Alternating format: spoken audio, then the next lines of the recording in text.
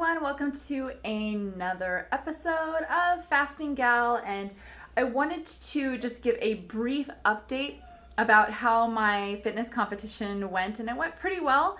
I also wanted to talk about what I plan to do in the next round of prepping for my next show, because it does involve fasting, and I'm wondering if you'd be willing to try the challenge yourself. Maybe not when it comes to weights, it's up to you if you want to do that, but a lot of people don't have time for that stuff, so let's get into it.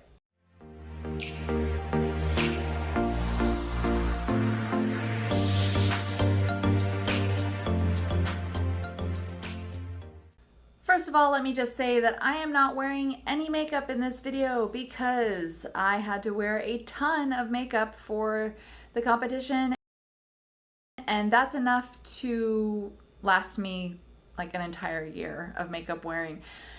Of course, I wear makeup when I have to go to court or do things professionally or there are expectations that can affect my clients, but otherwise, forget it, just forget it.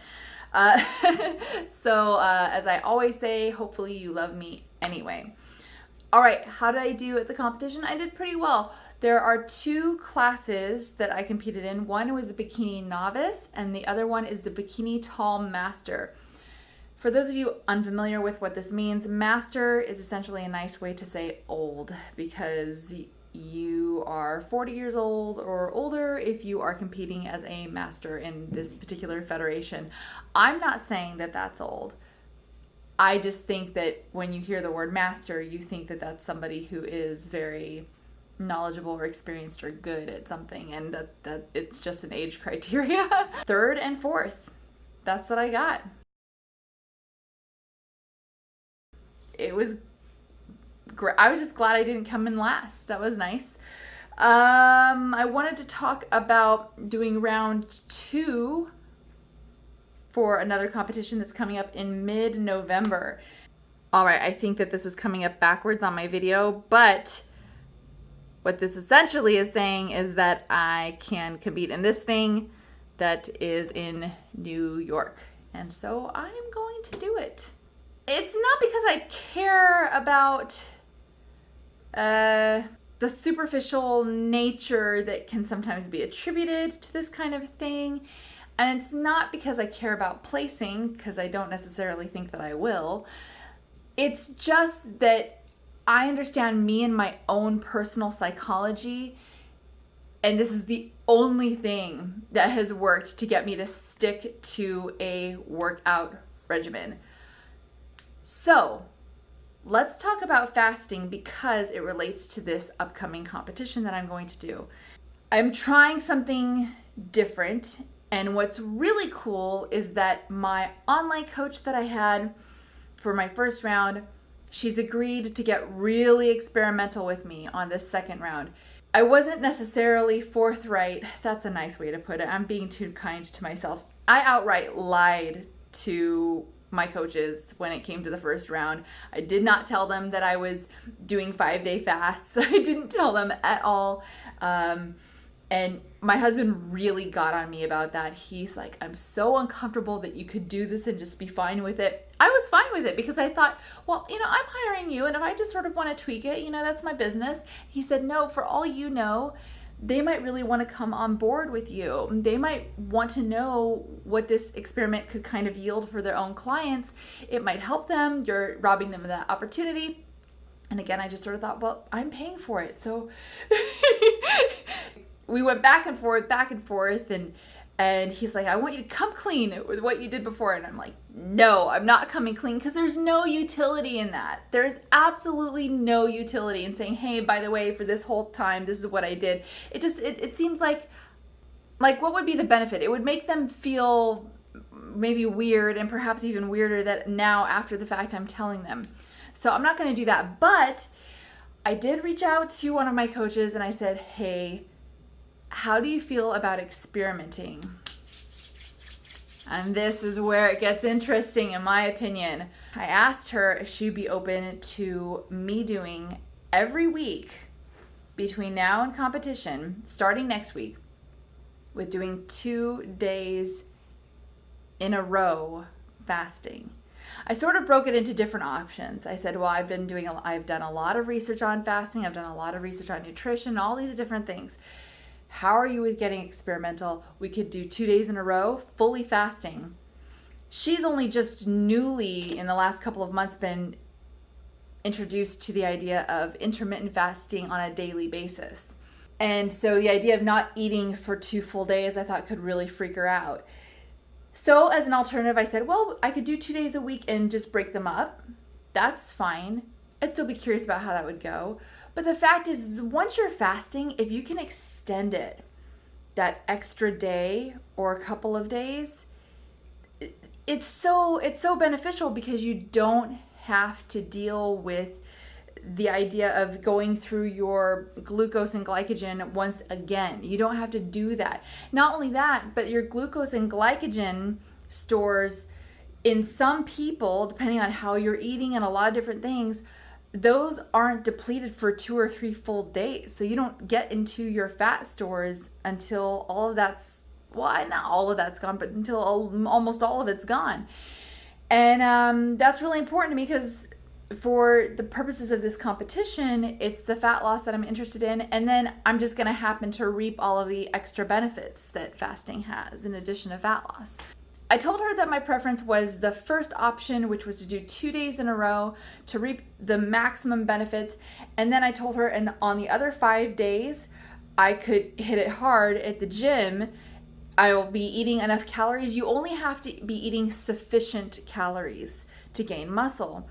There's some interesting research on that, and I just saw this video by I think her name is Dr. Poplar. I'll put it right here. And she explains, I have a lot of respect for her, first of all. She is so learned and always citing to research, always, just like Dr. Greger, always citing to research. And she was explaining that it's a misconception that the only way to build muscle is to eat an excess of calories over your maintenance level and that you need excess protein. She indicated there was a study that showed that people were able to build muscle with the lowest amount of protein that they were giving the participants was 17% of your daily calories coming from protein. So that's a really small amount compared to what bodybuilders typically do. And what you see is make sure you eat 1 gram of protein for every pound of weight that you have. Usually between 0.8 grams and 1.2 grams of protein per pound of body weight that you see spread all over the internet. But she was saying, no, that's not accurate. That's excessive. You don't need it. And also when it comes to calories, not only this doctor, but I've also read in other places, and there's a book, Eat Stop Eat, I'm sure you've heard of it, where the author was explaining, hey, anything that you eat calorically in an excess of your maintenance calories goes to fat. That's what studies show, it goes to fat. It doesn't go to muscle building. That's why when people are bulking in preparation for a competition before their cutting phase, they're bulking. I'm going to eat a whole bunch of calories and I'm going to build a whole bunch of muscle. It's understood they're going to be building muscle and fat. But the reason why they do that is because there's a belief that you have to eat in a caloric surplus in order to gain the muscle, but you don't have to do that. So if you don't have to do that, why go through all that? I don't want to. Doing the bulking that I did last time, I gained 20 pounds doing the bulking last time. And, it's fine. I feel like, this is not a body image thing for me. I was like, okay, everybody, as far as beauty is concerned, you do you. Everybody just, it's not a beauty thing. This idea of you need to look a certain way to be beautiful is absolute BS. And I mean, look, again, no makeup, whatever, and I'm not less of a person than I am in this video, photo. Anyway, the research is really interesting. This will be an experiment. It could fail. I told my coach, if you want to come along with me on this ride, I'd love to have you with me. We really got along very well and like each other's personalities, which is really important. And I told her, this could fail. This experiment could completely fail. I could suck. I could be up on that stage and I could come in last, I am fine with that. I don't care at all. This is just it's my one life, and I think that this is kind of a weird, interesting thing to do, so I'm just gonna do it. And I like that I've gained some strength. That's interesting. But as a coach, I could imagine it would be disconcerting, because if you're thinking, well, you are representing me, and if you fail, then I fail. I can understand how some coaches would feel that way. But no, she's along for the ride, and we're gonna do this together. So starting next week, 2 days of fasting every week. And I'm just wondering if anybody is interested in doing that with me. This competition, it is November 15th and 16th. Offhand, I don't know how many weeks that is. I'll calculate that and put that in a comment below. But what I'm suggesting is that we do this every week, with the exception of the week before the competition, because the week before a competition, it's called peak week. You have to do it in a very certain way in order to appear a certain way on stage. And so that is something that I will have to think about once I get closer to it, depending on how successful the experiment is, and how much fat that I end up losing, and how much muscle that I end up gaining, if any. Let me know your thoughts.